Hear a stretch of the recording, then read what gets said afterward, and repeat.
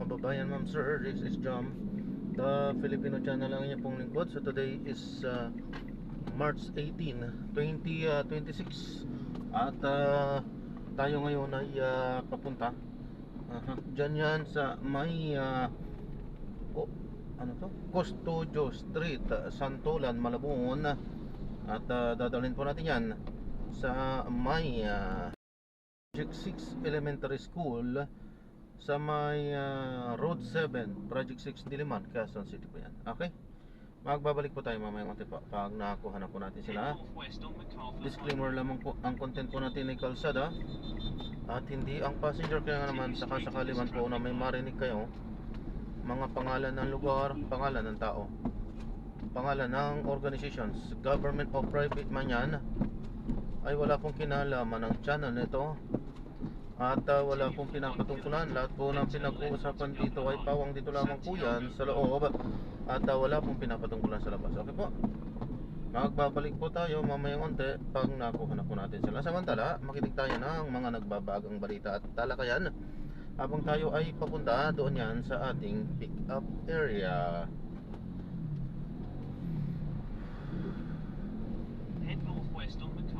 Lahat ng pinuno na nagtatangkang baguhin ang kalakaran na ito'y naglaho. Si Saddam Hussein, alala mo siya, Sinera ng Amerika. tinangkang presyoan ito sa euros, imbes na lang rin 2003. Si Muammar Gaddafi, narugalan na ginto ang maging bilihan ng langis noong 2009. Ayun, pinatay noong 2011. Ang kaparehong pattern ay ginagawa ng Iran sa ngayon. At meron ho silang leverage para ito po'y gawin.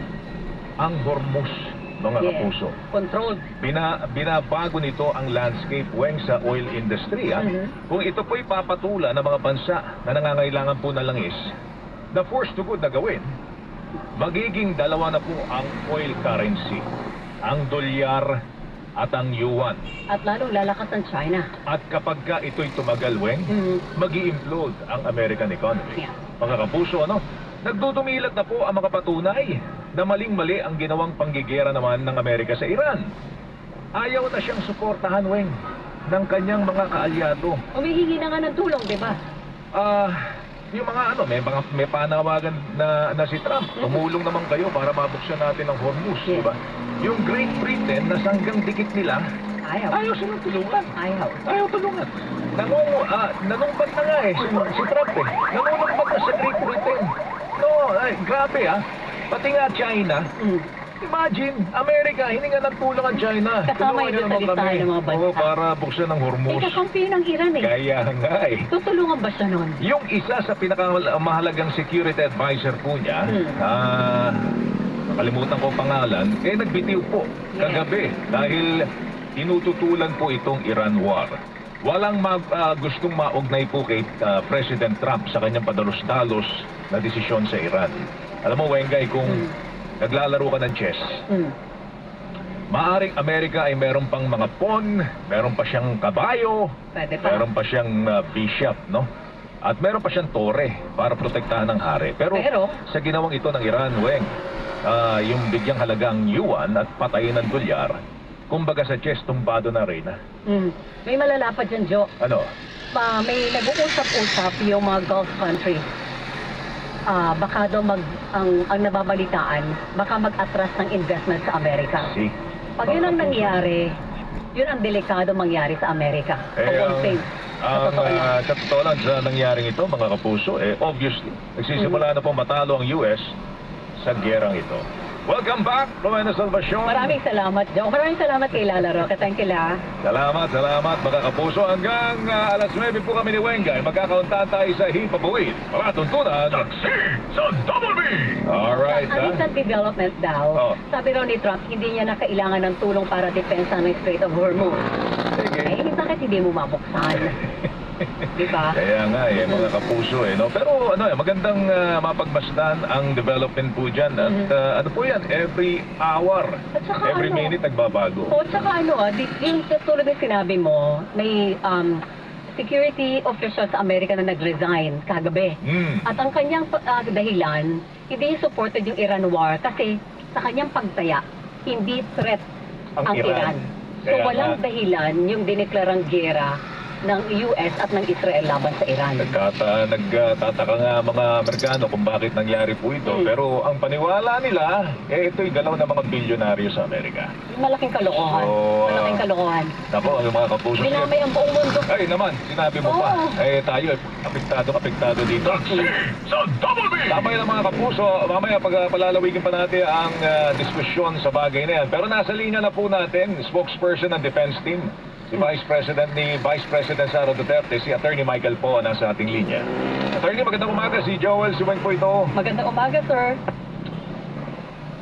Hi, Sir Joel at Ma'am Wen. Magandang umaga po sa inyo at magandang umaga sa ating mga kababayan. Opo, Magandang umaga po. initially, Attorney, naringgan po kayo na binanggit po ninyo na hihilingin ninyo ay basura ng House Committee on Justice yung impeachment complaint on the basis na hindi naging patas ang pagtingin po sa impeachment kay Pangulong Bongbong Marcos at kay Vice Presidente Sara Duterte. Anong basis po nitong paniniwalang ito on the part of the Vice President?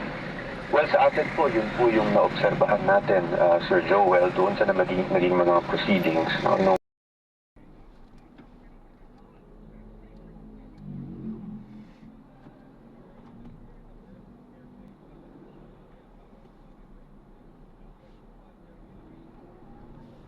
Justice at mamaya rin, si Undersecretary Claire Castro, alamin natin, Weng, Ang sabi naman naman niya na wala pang dahilan para tayo magdeklara ng anumang state of emergency. Ganon? Yes, ngayon. Hindi pa ba, wala pa raw crisis, sabi nga Wala ng pa. DOE. Para kayo na lang hindi nakakaramdam ng crazy. Lahat no, alam mo, gumaling ako sa, sa pagmamaneho, Yung Talaga?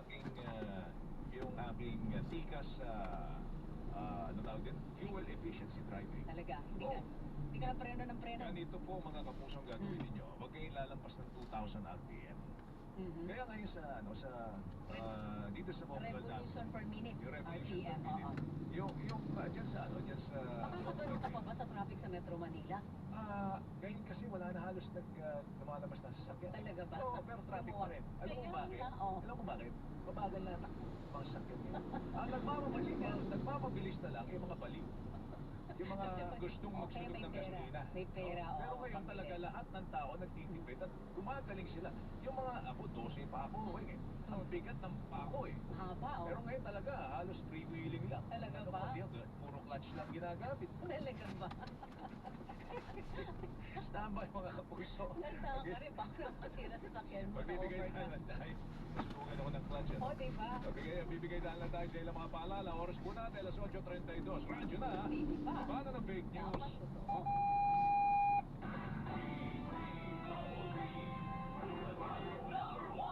Ako po si Henry Atualan ng Riding in Tandem sa Balita. Mga katandem, mga kapuso, maraming salamat po sa buong taon na pag-angkas gabi-gabi sa aming programang Riding in Tandem sa Balita at sa pagiging number 1 na Super Radio DCWB sa buong taong 2025.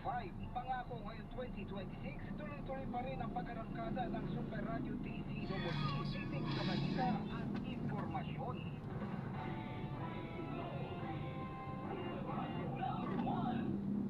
Panatilihing masaya ang paglilibang. Magtakda ng oras at limitahan ang gastos sa paglalaro.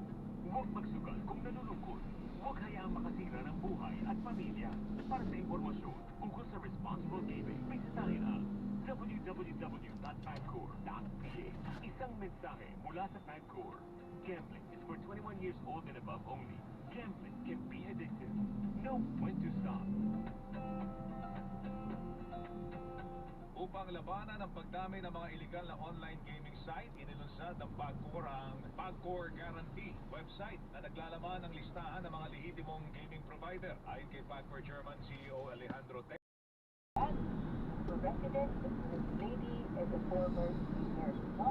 So, ito po is Vice President according to majority of justice members.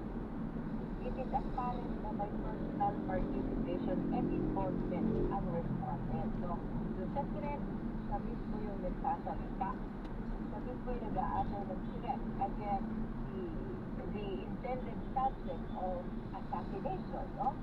Yung sa confidential fund, you would remember that Tom Lyle de Lima even read the certification of the military training in partnership with the Department of Education, showing even the signatures of the Vice President of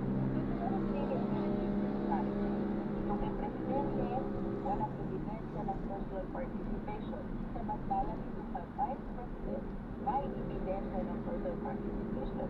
At least this is according to the super majority of the members of the Justice Committee. You will remember the vote was 54 against 1. No? So wala. Gusto ko rin idagdag sapagkat napakaliwanag ng sinabi ng Supreme Court. Martinitas Gutierrez has sabi dyan, the determination of form and substance is a question that rests exclusively to the individual judgment of the justice members. No? Apart from the fact na may napakalaki naman talagang disparity between the impeachment against the president vis-a-vis the impeachment against the vice president, maliwanag sa desisyon ng Korte Suprema na ang pwede lang, ang may authority lang to say whether the impeachment complaint is sufficient in form and substance ay ang justice member. And having said so, I think this cannot even be a proper subject matter of a decision before the Supreme Court. Yung nabanggit yung kanina mga detalye tungkol sa basis ng complaint at this basis of decision na may sufficient substance ito, pwede ba nila yung nasasabi na litanya ng ultimate fact? Kasi sa basis nila kung bakit pinapapasura, wala daw pong litanya ng ultimate fact ang mga reklamo laban sa Vice Presidente. Pag sinabi natin when the ultimate fact is related to specific or to details of the offense was committed, no? Baligtan natin yung threat as evidenced by the video, no? The offense alleged is the attempt to assassinate, or during the discussion, even the grave threat actually consummated in posing a threat to the life of the highest official of the land. So, ang tanong doon, ano pa bang detalye ang hinahanap when it comes to the assassination plot, when the complete addresses were shown in the video of the respondent herself? Kaya ang paulit-ulit na argumento dito ng justice members, res ipsa loquitur. The video speaks for itself. Lahat na hinahanap mong detalye ay naririto na sa video, no? And those details, of course, were alleged in the complaint, both the third and the fourth complaint, which eventually were declared sufficiently substance, no? Dito naman sa confidential fund, as part of my illustration earlier, no?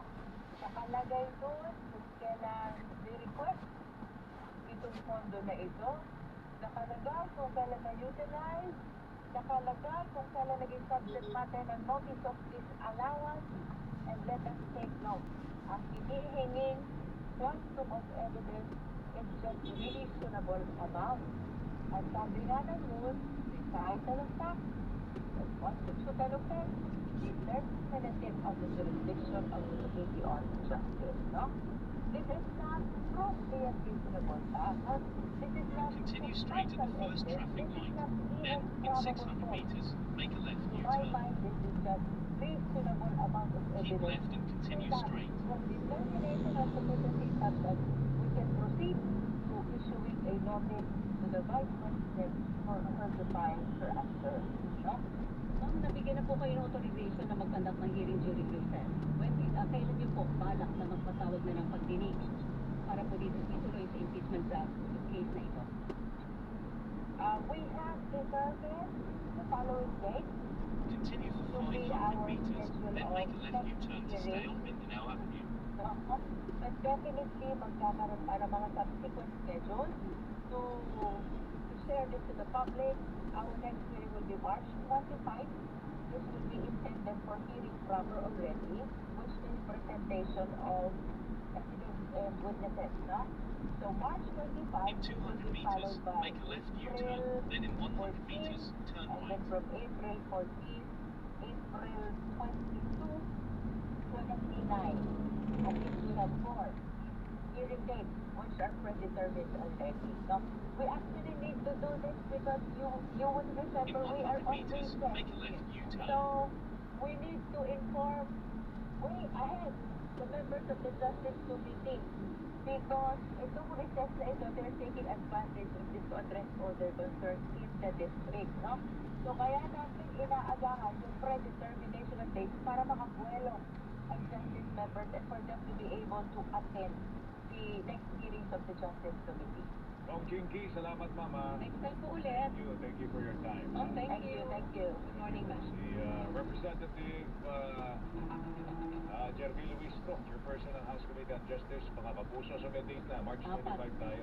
Okay. March 25, April 14, 2029. Alright.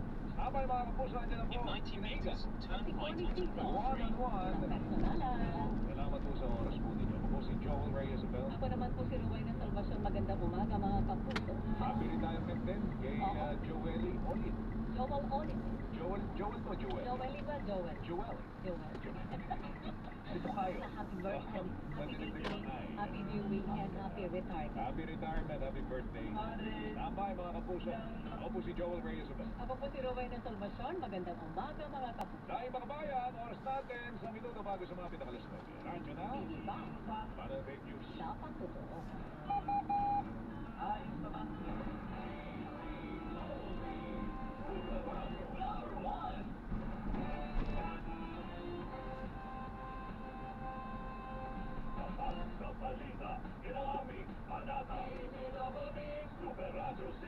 Continue straight at the first intersection. Then, in 100 meters, turn right. Para hindi mahuli sa mga balita, sundan ang mga social media accounts ng Super Radio DZBB. Mag-subscribe sa aming In YouTube 100 channel meters, at turn i-follow kami right sa onto Road Facebook, 7. TikTok at X. Hanapin lamang ang Super Radio DZBB para makita ang aming mga official social media account. Tutok na para sa mga balitang tama at totoo, mga kapuso. Pagbabalita, walang kinikilingan, walang pinoprotektahan, walang kasinungalingan, serbisyo, totoo lamang. Super Radio, Turn right onto Road 7. hindi mahuli, hindi pasikilan. Super Radio, In 100 meters, you will arrive at your destination. alas 6 hanggang alas 7 ng umaga. May paso yung ako no, may pera dyan sa harapan niya. Yung maliit na busin sa harapan. Meron din run sa Super Radio, I-drop na natin sila. Maraming salamat po sa panonood hanggang sa muli. Ingat. God bless. Paalam po muna pa samantala tayo ay gagawa na ng ibang video sa ating susunod na mission. Paalam po muna. Pansamantala, this is Jam, the Filipino channel. Ang inyo pong lingkod. Paalam po. Hindi, sabi ko nga, tayo nga hindi pwedeng ikapiran ngayon ng gobyerno na walang pera. Dahil sa nasaksiyan nating mali-malit ang puno ng pera. May pera eh. Kaya lang, napunta sa iilan lang na dapat ay sa taong bayan. Kaya, kunyari, sinasabi nga na tumaas na ang presyo ng lamis, tumaas ang presyo ng bilihin, nagtaas ang pasahe. Ang sweldo namin di tumataas, sabi ng gobyerno, walang pera eh. Hindi, nakuha kayo ng kasinungalingan nila, walang pera. Nakita na namin eh. Corruption, may pera, napunta lang sa ilan. Biro mo, sinasabi sa kwenta ni Senator Lacson na aabot ng ilang bilyon, ha? Ilang bilyong piso to? 74 billion doon sa flood control projects ang nakurakot. Sabi naman ng 18 dating mga sundalo na dati rin ni Congressman Saltico, ang Oh, no. hinatid eh, nasa 805 billion pesos. Imposible daw, sabi ni Senator Lacson. Pero ito, bilyong-bilyong itong, huwag nyo sabihin walang pera kasi pera ng tao itong nilalagay nyo sa maleta eh. Lalayo ka pa ba? Oo. Kung magbalato nga doon si Representative Representative Daldico, di ba, kay Yusek Bernardo, nasa 130 million. Ikaw lang balato, ha? Balato. Balato lang Kaya yun, ha? yun nga, kung talagang nagamit lang na maayos yung pera ng taong bayan. Nakakailan nga, eh. Diba? Pag ganito mga krisis, hindi mo iindahin eh. Dahil may maibibigay at maibibigay na tulong. Meron tayo, hindi lang tulong. Ang maganda sana kung napunta lang